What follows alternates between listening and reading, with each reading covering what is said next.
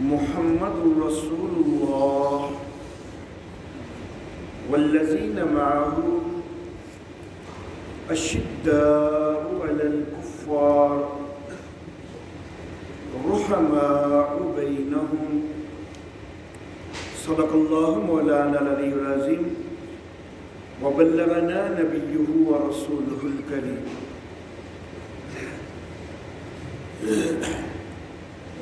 محترم احباب،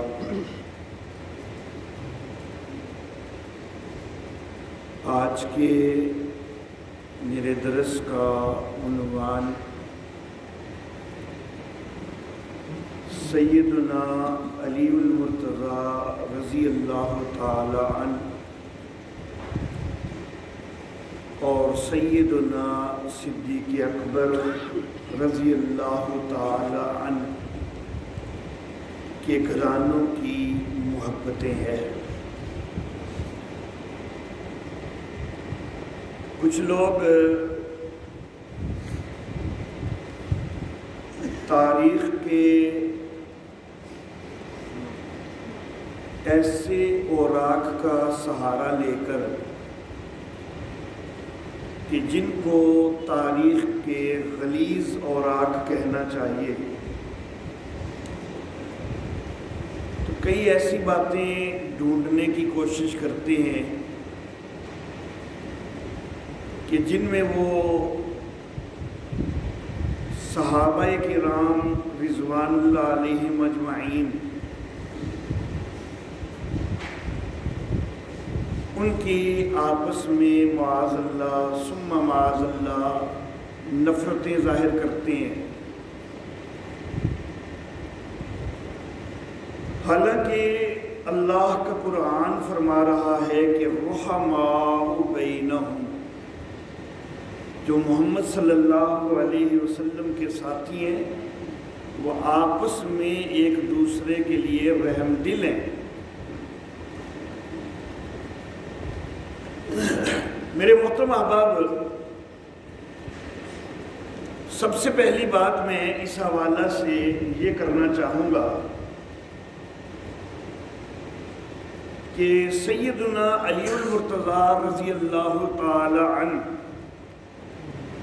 اور سیدنا صدیق اکبر رضی اللہ تعالی عنہ، ان دونوں کے گھرانوں کے آپس میں کئی رشتے ہوئے ہیں۔ سب سے پہلا رشتہ جو میں ذکر کرنا چاہوں گا، جس کو پوری کائنات جانتی ہے، سیدنا علی المرتضیٰ رضی اللہ تعالی عنہ کے چچا زاد بھائی ہیں اور صدیق اکبر رضی اللہ تعالی عنہ کی صاحبزادی ہے، اور ان کا آپس میں رشتہ ہے۔ سمجھنے والے تو اشارے سے سمجھ جائیں گے، لیکن اب میں تھوڑی وضاحت کر دیتا ہوں۔ سیدنا علی رضی اللہ تعالیٰ عنہ کے چچا زاد بھائی میرے آقا محمد عربی صلی اللہ علیہ وسلم ہیں، اور صدیق اکبر کی بیٹی صدیقہ عائشہ صدیقہ میرے آقا کی اہلیہ ہے۔ تو یہ سب سے پہلا اور اہم ترین رشتہ ہے ان دونوں گھرانوں کا۔ اللہ اللہ۔ دوسرا رشتہ بھی سیدنا علی المرتضیٰ رضی اللہ تعالی عنہ کے ساتھ صدیق اکبر رضی اللہ تعالی عنہ کا جو ہے، تو وہ بھی رحمت کائنات صلی اللہ علیہ وسلم کی وساطت سے ہے۔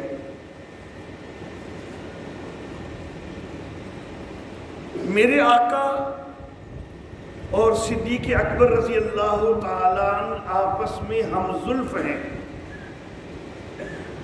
میرے آقا محمد عربی صلی اللہ علیہ وسلم، ان کی زوجہ مطہرہ حضرت زینب بنت خزیمہ رضی اللہ تعالی عنہا،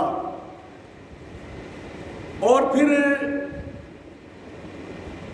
حضرت زینب بنت خزیمہ کی وفات کے بعد نبی اکرم صلی اللہ علیہ وآلہ وسلم کی ایک دوسری زوجہ مطہرہ حضرت میمونہ بن حارث رضی اللہ تعالی عنہا،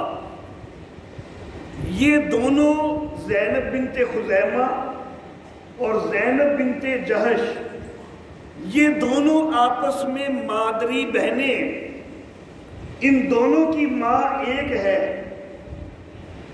ہند بنت عوف کی یہ دونوں بیٹیاں ہیں، اور اسی ہند بنت عوف کی ایک تیسری بیٹی ہے حضرت اسماء بنت امیس رضی اللہ تعالی عنہا، اور وہ حضرت اسماء بنت امیس صدیق اکبر کی اہلیہ۔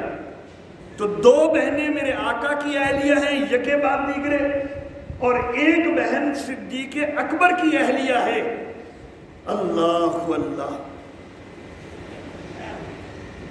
آپ نے یہ تو اکثر ہی سنا ہوگا کہ سیدنا عثمان ذی النورین رضی اللہ تعالی عنہ میرے آقا کے دوہرے داماد ہیں، لیکن شاید یہ آج آپ نے پہلی دفعہ سنا ہو کہ خود میرے آقا ہند بنت عوف کے دوہرے داماد ہیں۔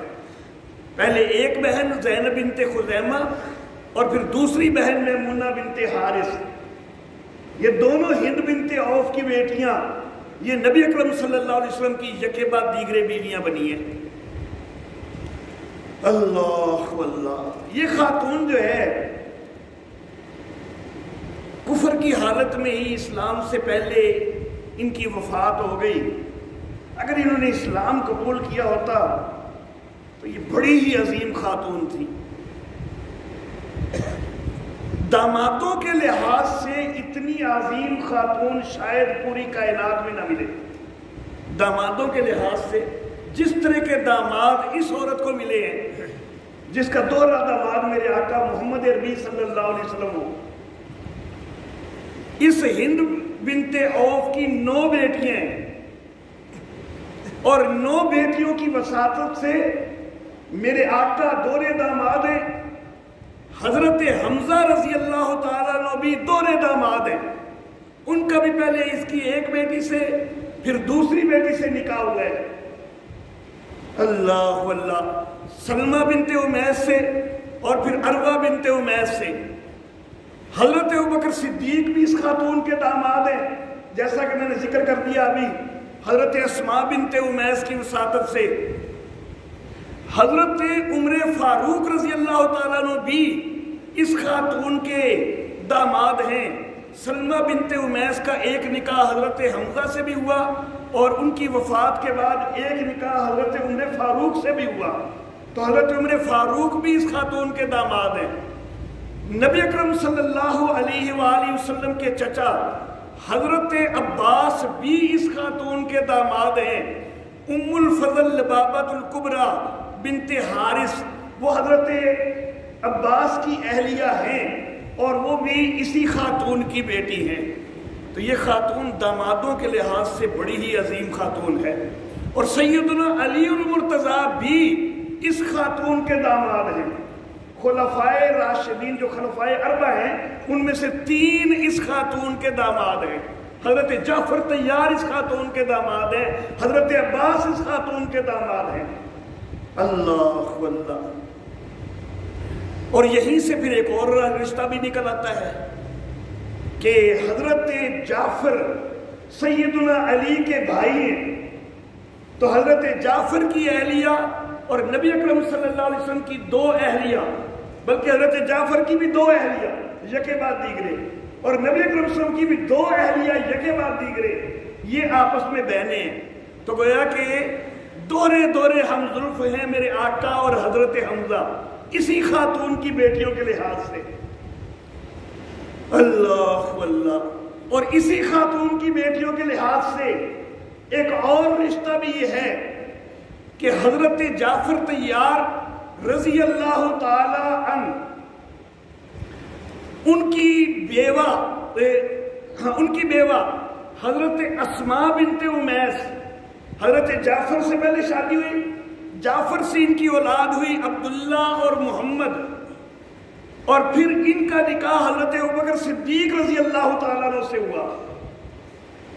حضرت اسماء بنت امیس پہلا نکاح حضرت جعفر طیار سے، پھر جعفر طیار کے بعد حضرت اسماء بنت امیس کا دوسرا نکاح حضرت ابوبکر صدیق سے ہوا. یہاں سے جو بیٹا پیدا ہوا اس کا نام محمد بن ابوبکر ہے. اللہ اللہ. پھر اسی اسماء بنت امیس حضرت ابوبکر صدیق کی وفات کے بعد ان کا تیسرا نکاح سیدنا علی المرتضیٰ رضی اللہ تعالیٰ عنہ سے ہوا ہے. اگر گھرانوں کی آپس میں دشمنیاں تھیں تو جعفر علی کے بھائی ہیں، تو جعفر کی بیوہ سے صدیق نکاح کیوں کرتے، اور پھر صدیق کی بیوہ سے علی نکاح کیوں کرتے؟ اللہ اللہ. اور سیدنا علی المرتضیٰ رضی اللہ تعالیٰ عنہ سے بھی ان کی اولاد پیدا ہوئی. اللہ اللہ. اون اور یحییٰ یہ بیٹے حضرت علی کی اولاد ہیں اسی خاتون سے. جعفر سے عبداللہ اور محمد، اور حضرت ابوبکر صدیق سے محمد، اور حضرت علی سے اون اور یحییٰ. جس وقت حضرت علی سے نکاح ہوا ہے نا حضرت صدیق اکبر رضی اللہ تعالی عنہ کی بیوہ کا، تو محمد چھوٹے بچے تھے، اور یہ محمد ابن ابوبکر جو ہے ان کی پرورش حضرت علی رضی اللہ تعالیٰ عنہ نے کی ہے. اللہ اللہ. تو آپس میں محبتیں ہیں نا، آپس میں گہرے تعلق ہیں، تبھی تو ان کے بیٹے کی پرورش کر رہے ہیں. اور حضرت علی رضی اللہ تعالیٰ عنہ یہ جملہ کہا کرتے تھے کہ محمد ابنی من زہر ابی بکر، کہ محمد بیٹا میرا ہے ابو بکر کی پشت میں سے ہے. وہ ابو بکر کے بیٹے کو اپنا بیٹا قرار دے رہے، تم کہتے ہو آپس میں دشمنیاں تھی. اللہ اللہ. اور یہ حضرت فاطمہ رضی اللہ تعالی عنہا کی وفات کے بعد یہ سارا معاملہ ہے. تم کہتے ہو نا فاطمہ رضی اللہ تعالی عنہا کی ساتھ جو ہے وہ اختلاف ہو گیا تھا، حضرت ابوبکر صدیق کا فدق کا معاملہ ہو گیا تھا. اس کی میں انشاءاللہ بھی وضاحت کرتا ہوں فدق کا کیا معاملہ ہے. لیکن یہ دیکھ لیں کہ بعد میں محبتیں موجود ہیں. اگر فدق کے اندر دشمنیاں ہو گئی تھی تو یہ بعد کی محبتیں کیوں سامنے آ رہی ہیں؟ اللہ اللہ. ایک اور رشتہ حضرت ابوبکر صدیق رضی اللہ تعالیٰ عنہ کی پوتی حضرت حفصہ، ان کا نکاح حضرت حسین سے ہوا ہے. تو حضرت حسین حضرت ابوبکر صدیق کے پوتے داماد ہیں. اللہ اللہ. اور ایک اور رشتہ حضرت عمر فاروق رضی اللہ تعالی عنہ کے دور میں ایران کی فتوحات ہوتی ہیں، وہاں سے یزدگرد جو حکمران ہے اس کی 2 بیٹیاں قیدی بن کے آتی ہیں. ایک بیٹی وہ حضرت حسین کو ملتی ہے اور دوسری بیٹی وہ حضرت ابوبکر صدیق کے بیٹے محمد کو ملتی ہے. تو گویا کہ علی کا بیٹا اور صدیق کا بیٹا آپس میں ہمزلف بن جاتے ہیں. علی کا بیٹا اور صدیق کا بیٹا آپس میں ہمزلف بن گئے ہیں. ایک بیٹی شہر بانو وہ حضرت حسین کی بیوی ہے یزدگرد کی، اور دوسری بیٹی جو ہے وہ محمد ابن ابوبکر کی بیوی ہے. اللہ اللہ.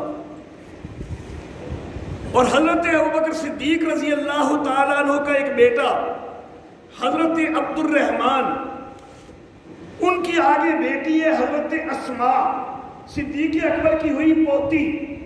دوسری طرف صدیق اکبر کا بیٹا محمد، اس محمد کا بیٹا قاسم، یہ صدیق اکبر کا ہوا پوتا.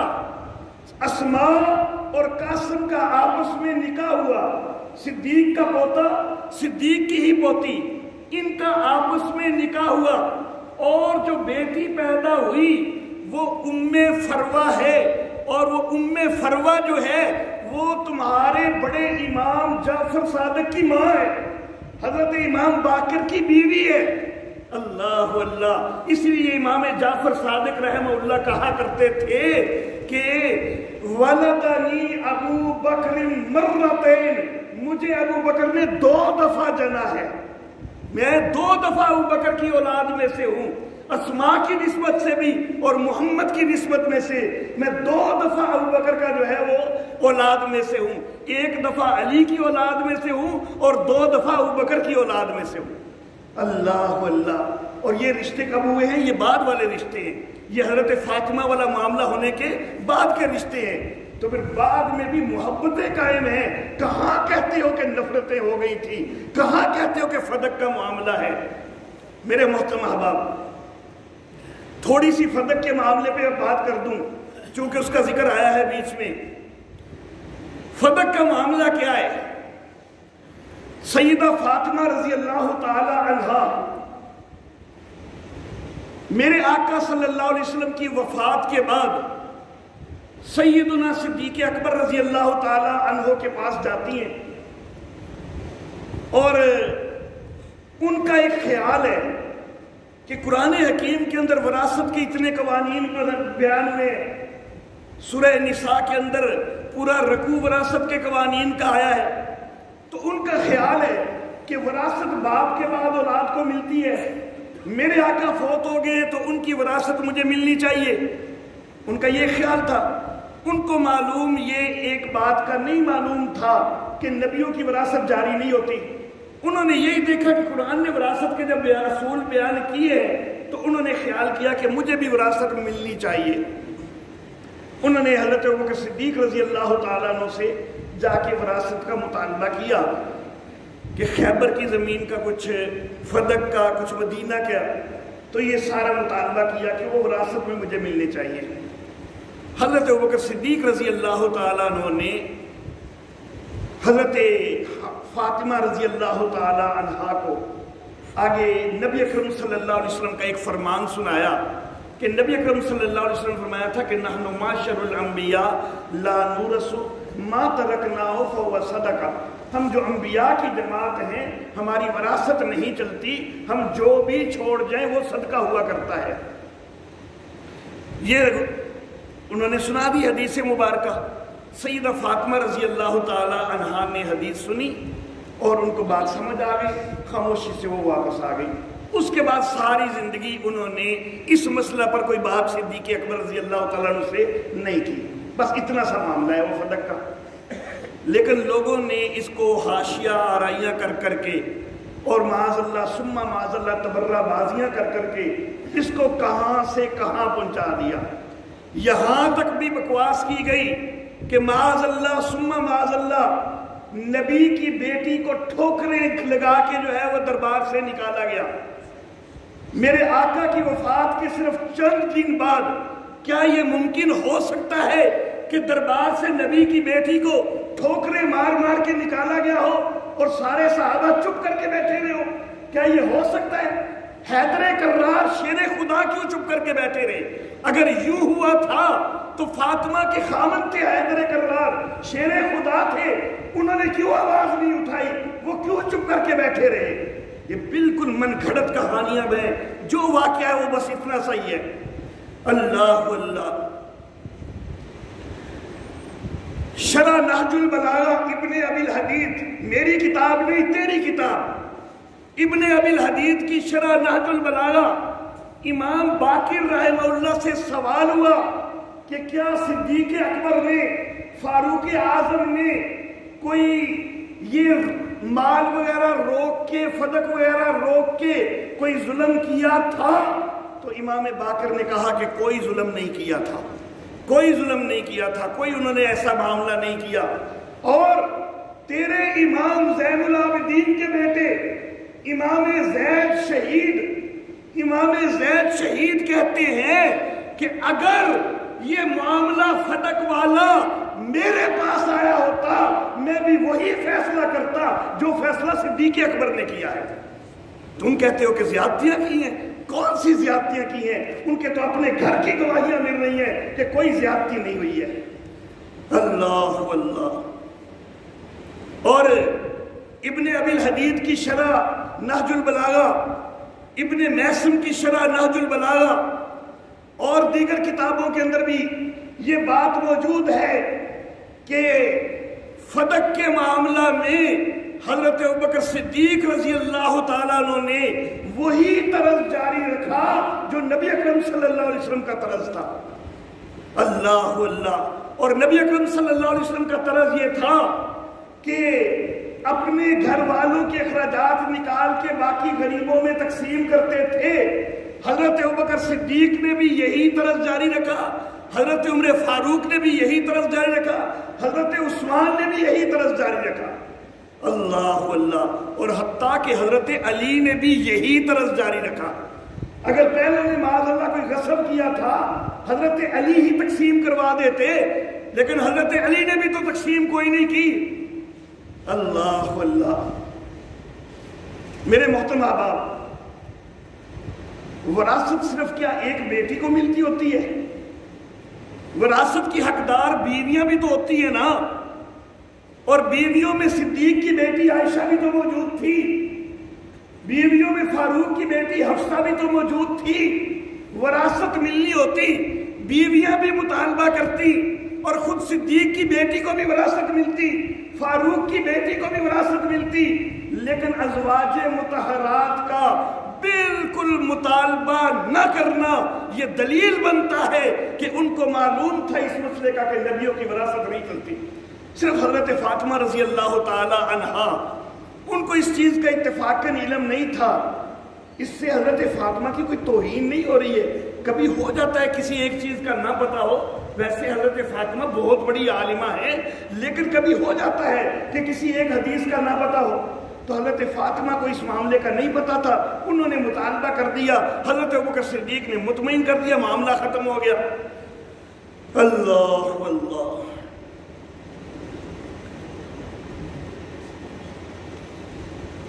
میرے محترم احباب، کہتے ہیں کہ بخاری اٹھا کے دیکھو، تم جو کہتے ہو کہ شرح نہج البلاغہ اٹھاؤ، فلاں اٹھاؤ، فلاں اٹھاؤ، ذرا اپنی بھی بخاری اٹھا کے دیکھو، تو بخاری کے اندر ہے کہ حضرت فاطمہ ناراض ہوئی، حضرت فاطمہ ناراض ہوئی، ساری زندگی کلام نہیں کیا حضرت ابوبکر صدیق سے۔ میں یہ عرض کرنا چاہوں گا، اہل سنت والجماعت کی کتابوں کے اندر، بڑی ساری کتابوں کے اندر یہ واقعہ ہے، بخاری کے اندر بھی آیا ہے، بڑی ساری دیگر کتابوں کے اندر بھی آیا ہے، لیکن حضرت فاطمہ کی ناراضگی، حضرت فاطمہ کی ناراضگی کا ذکر سوائے ابن شہاب زہری کی روایتوں کے اور کسی روایت میں نہیں ملتا، صرف ابن شہاب زہری کی روایتوں میں ملتی ہے ناراضگی کے لفظ۔ اللہ اللہ، ناراضگی کے لفظ کیسے ملتے ہیں؟ لفظ صرف حضرت فاطمہ کا کوئی بھی نہیں ملتا کہ ناراض ہو کہ انہوں نے جملہ کوئی بولا ہو، کوئی ایک جملہ بھی نظر نہیں آتا کہ حضرت فاطمہ نے کوئی جملہ ناراضگی کا بولا ہے، کوئی نہیں۔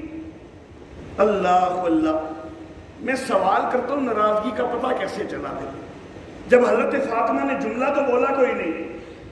ناراضگی کا پتہ چلنے کے دو طریقے ہو سکتے ہیں، یا تو کوئی سیدہ فاطمہ نے جملہ بولا ہو، اس سے پتہ چلے کہ ناراض ہوئی ہے، اور یا پھر سیدہ فاطمہ کے چہرے کے کوئی تاثرات بدلے ہو، ان سے پتہ چلا ہو کہ ناراض ہوئی ہے۔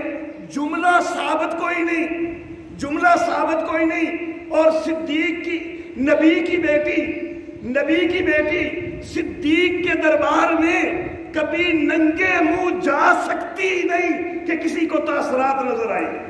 کس کو تاثرات نظر آ سکتے ہیں؟ باحیا باپردہ خاتون ہے، وہ کوئی ننگے منہ گئی ہوئی تھی کہ ان کے تاثرات نظر آ گئے؟ کسی کو کوئی تاثرات نظر نہیں آ سکتے۔ یہ صرف راوی کا جھوٹا گمان ہے کہ ناراض ہوئی تھی، صرف ان کی خاموشی کو راوی نے یہ سمجھ لیا کہ شاید ناراض ہو گئی ہے، حالانکہ اصل معاملہ صرف یہی ہے کہ وہ خاموش مسئلہ سمجھ کے ہوئی تھی، نہ کہ ناراض ہوئی کہ ہو کے خاموش ہوئی تھی، صرف ان کی خاموشی کو ناراضگی سمجھ لیا گیا۔ اللہ اللہ، میرے محترم احباب، ان گھرانوں کی آپس میں محبتیں، باتیں تو بڑی لمبی چوڑی ہیں، بڑی ساری محبتوں کے ثبوت ہیں، بڑے سارے واقعات ہیں کہ جن کو اگر میں جمع کرنا شروع کر دوں تو کئی گھنٹے بھی بیان ہوتا رہے، لیکن میں صرف دو چیزیں، ایک سیدہ فاطمہ کی شادی اور دوسرا سیدہ فاطمہ کی آخری بیماری اور وفات، صرف ان دو موقع پر آپس کی محبتیں دکھاتا ہوں بس. اللہ اللہ. ملا باقر مجلسی کی جلاء العیون اٹھا کے دیکھو، حضرت علی کو حضرت فاطمہ سے نکاح پر آمادہ کرنے والا کون ہے؟ حضرت علی کو نبی کا داماد بنوانے والا کون ہے؟ دوسرے لفظوں میں صدیق اکبر ہے، فاروق اعظم ہے، سعد ابن معاذ ہے. ان تینوں نے آپس میں مشورہ کیا کہ حضرت علی کو کہنا چاہیے کہ نبی اکرم صلی اللہ علیہ وسلم کی بیٹی کا ہاتھ مانگے. مشورے کے اندر پھر یہ بات بھی آ گئی کہ حضرت علی کہیں یہ نہ کہیں کہ میری تنگ دستی مجھے یہ سوال کرنے نہیں دیتی. پھر ان تینوں نے مشورہ کیا کہ اگر حضرت علی اپنی تنگ دستی کا کہیں گے نا تو ہم مالی تعاون بھی کریں گے، یہ نکاح ہم کروائیں گے. اللہ اللہ. اور پھر یہی ہوا. یہ جلاء العیون کی ساری بات نقل کر رہا ہوں. پھر یہی ہوا کہ یہ تینوں انہوں نے حضرت علی سے کہا کہ حضرت فاطمہ سے نکاح کر لیجئے نبی اکرم صلی اللہ علیہ وسلم کی صاحبزادی سے. حضرت علی نے کہا کہ میں بڑا تنگ دست ہوں، گھر بڑا اونچا ہے، میرے آقا کا گھر ہے، نبی اکرم صلی اللہ علیہ وسلم کی صاحبزادی ہے، مجھے شرم آتی ہے، میں نہیں مانگ سکتا. انہوں نے کہا کہ ہم آپ سے تعاون کرتے ہیں، آپ مانگیے. تو حضرت علی کو نکاح پر آمادہ کرنے والے صدیق و فاروق ہیں. تو یہ آپس میں محبتوں کی علامت ہے کہ نفرتوں کی علامت ہے؟ اللہ اللہ. ابو جعفر طوسی کی امالی جس وقت حضرت علی رضی اللہ تعالیٰ عنہ ان کے کہنے پر آمادہ ہو گئے، رشتہ مانگ لیا. نبی اکرم صلی اللہ علیہ وسلم نے حضرت علی سے کہا کہ زیرہ اپنی زیرہ بیچو اور کچھ سامان وغیرہ تو خریدو. زیرہ بیچ کے یہ آئے، زیرہ بیچ کے 400 درہم نبی اکرم صلی اللہ علیہ وسلم کے حوالے کیے. کچھ درہم حضرت بلال کو دیے نبی اکرم صلی اللہ علیہ وسلم نے کہ جاؤ فاطمہ کے لیے کچھ خوشبوئیں وغیرہ خرید لاؤ. اور کچھ درہم حضرت ابو بکر صدیق کے حوالے کیے اور کہا کہ میری بیٹی کے لیے کپڑے تم خرید کے لاؤ. حضرت ابو بکر صدیق کو یہ تیری کتاب ابو جعفر طوسی کی امالی اس سے میں بول رہا ہوں کہ حضرت ابو بکر صدیق کے حضرت فاطمہ کے کپڑے جو ہے وہ لینے کے لیے، خریدنے کے لیے نبی اکرم صلی اللہ علیہ وسلم نے حضرت عمار ابن یاسر کو اور کچھ دیگر کو بھی ساتھ کر دیا کہ تم ساتھ سامان اٹھانا اور لے کے آنا. اور سارا سامان جو چیز بھی ہوتی تھی، جو بھی صحابی دیکھتا تھا وہ حضرت ابوبکر صدیق کو پہلے دکھاتا تھا.